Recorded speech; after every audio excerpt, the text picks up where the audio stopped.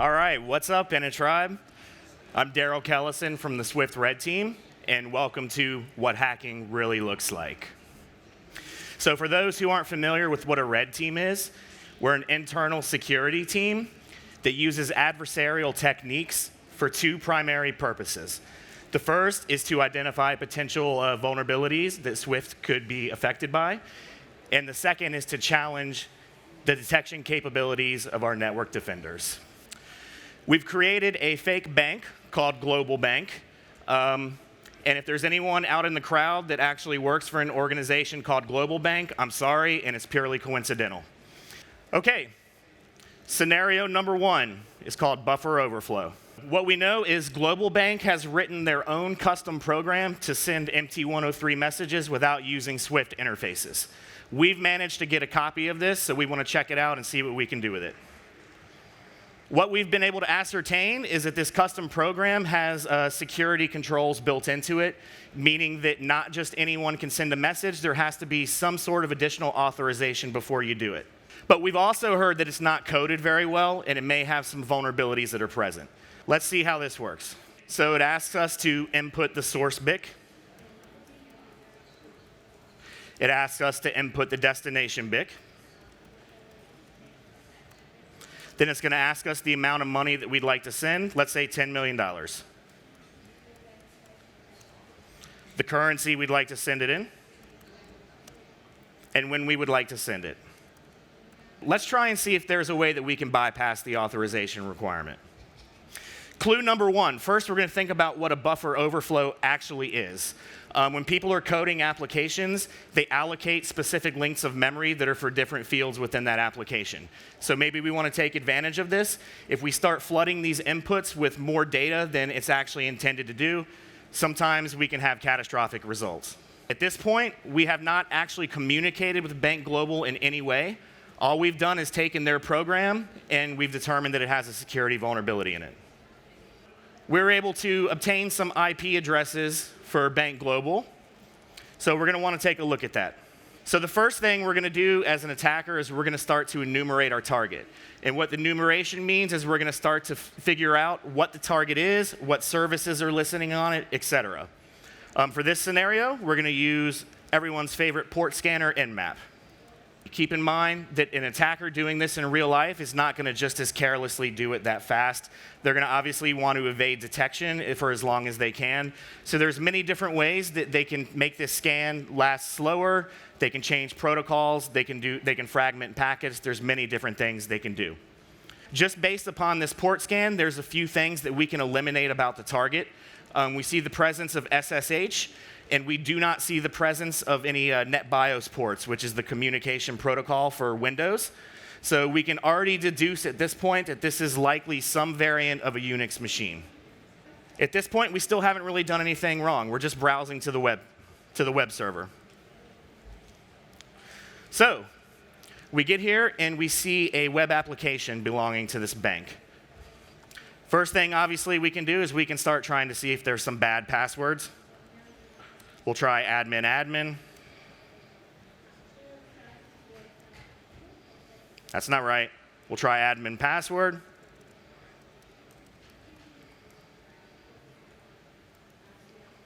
That's still not right.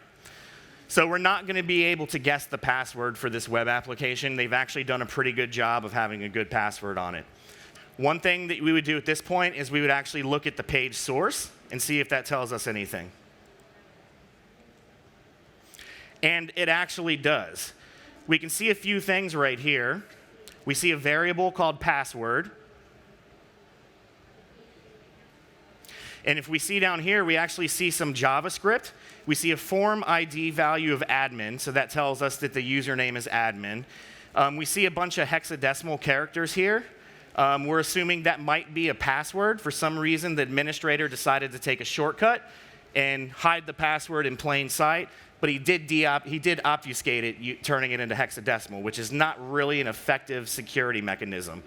Things we can also see from this JavaScript is right here. If the user successfully authenticates, they'll get a message that says they authenticated successfully, and then it's going to redirect them to another page. Now that we have Sarah Connor's password, let's see if we can actually log into that 10.10.10.1 via SSH and see what happens. Awesome.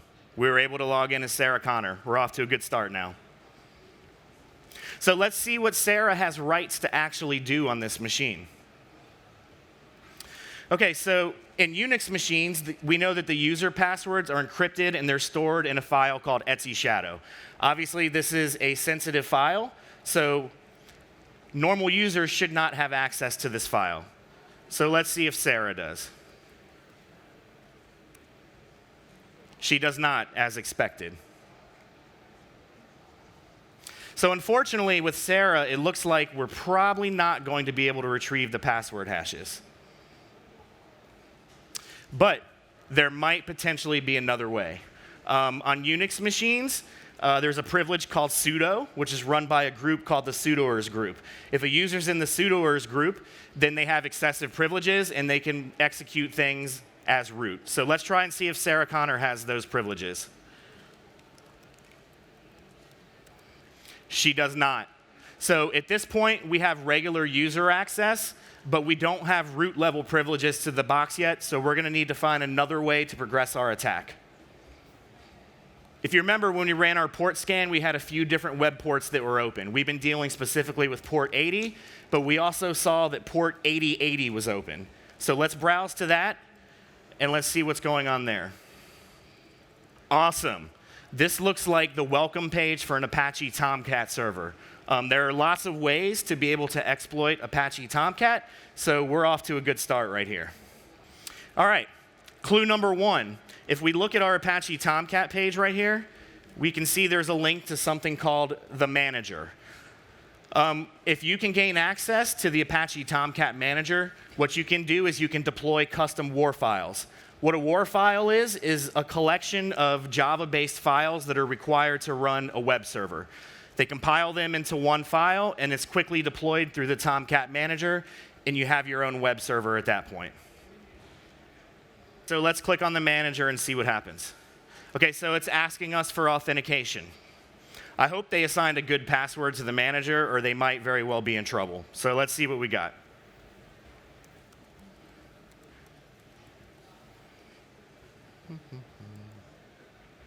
Oh no.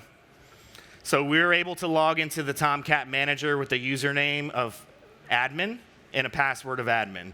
So I have a feeling that things are about to go south for this bank very, very quickly. So let's see what we can do in here. Okay, so what we can see when we're actually in the Tomcat Manager is we have a section right here that allows us to deploy WAR files. Fortunately, we've built 2 WAR files, which we're going to deploy, which is going to allow us to interact with the operating system through our web browser. So we're going to go ahead and deploy those real quick. Okay.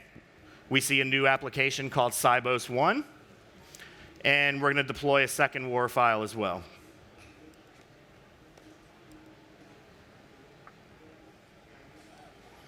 Okay, so now we see we have Sybos1 and we have Sybos2. So now we have the ability to interact with those web shells that we wrote through our web browser. So let's go ahead and start with the first one. Okay, so that works. So what we have right now is called a web shell. Through our web browser, we're able to interact with the operating system that's hosting this web server. So let's go ahead and test this out and see what happens. What account are we logged in as? We're logged in as an account called Tomcat 8, which is the service account for the Apache Tomcat web server.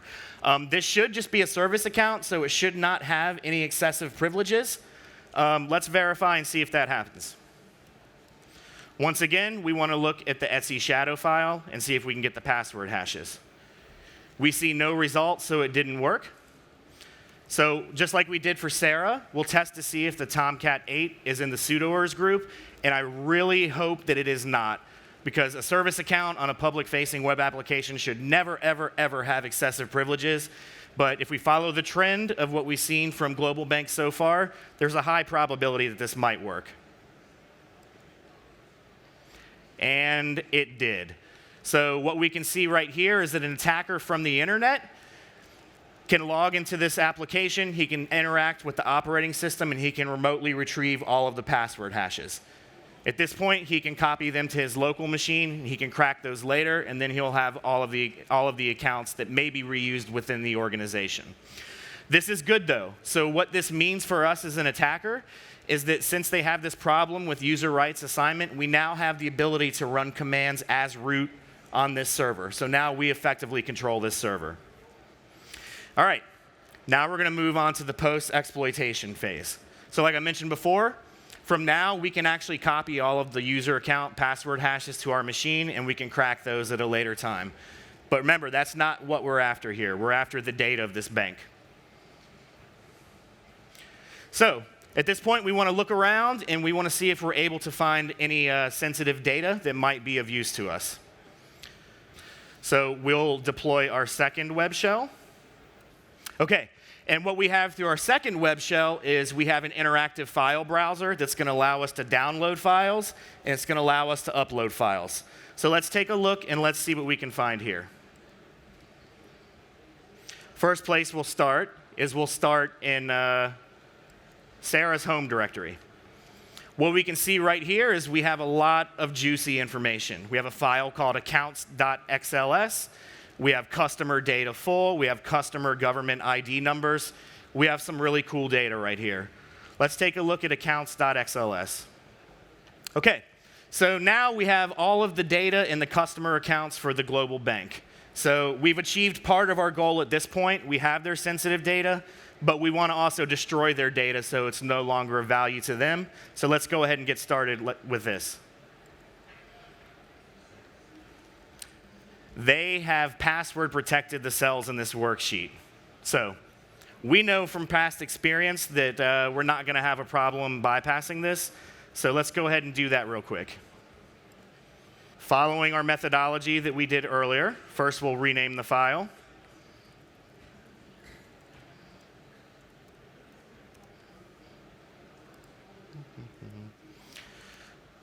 We will extract everything here. We'll go in there. We'll find that worksheet. Uh-oh. Here we go. OK, so you can see when we try and edit this worksheet, there's obviously a little more data than just our sample worksheet, because this actually contains customer data. So let's try and find that password field. All right. Technical difficulties. It's to be expected in a demo, but I promise you we're going to get there. What we know is we have the list of customer accounts for this bank. We know that we know how to bypass the password protection for their files. So what we would have done is we would have simply done a find and replace. For example, within their accounts file, everything that has a value of 1, we might replace with an 8. Everything that has a value of 2, we might replace with a 3, and so on and so on. At that point, what we simply would have done is we would have reverted back to our web shell that allowed us to interact with the file system, and we would have uploaded this new accounts.xls file to their web server and let them enjoy what we have successfully done. At that point, we will have accomplished our mission. And from a detection standpoint, what's nice about that attack is when they start looking at logs and they try and figure out who modified that file and who uploaded it, it's going to be the Tomcat 8 service account that did all of that. So at that point, if we had successfully been able to do that, we will have succeeded in our mission. We had root level access to their corporate web server. We stole their account information, and then we modified it to the point that it's no longer useful to them. Well done. That concludes our presentation, and thank you for attending.